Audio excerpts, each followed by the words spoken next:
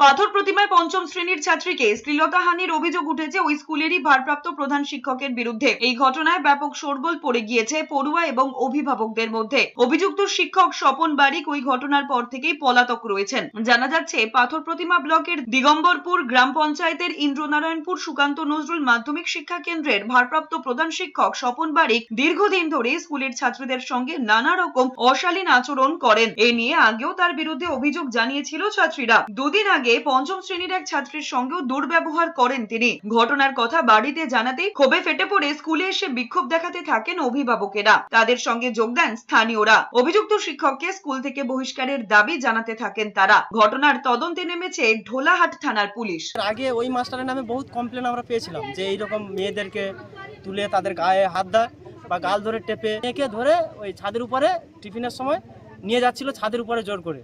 সেখানে মেয়েটা যেতে চাইছে না, কিন্তু উনি জোর করে ওনাকে ওই বাচ্চাটাকে নিয়ে উপরে গিয়ে টানাটানি করছে। আরেকজন দেখে যখন চিৎকার করে তখন ছেড়ে দিয়েছে। যে মেয়েটা বলছে আমি যাব না, কিন্তু উনি মাস্টারমশাই বারবার ধরে ওর হাত ধরে টেনে উপরে নিয়ে যাওয়ার চেষ্টা করছে।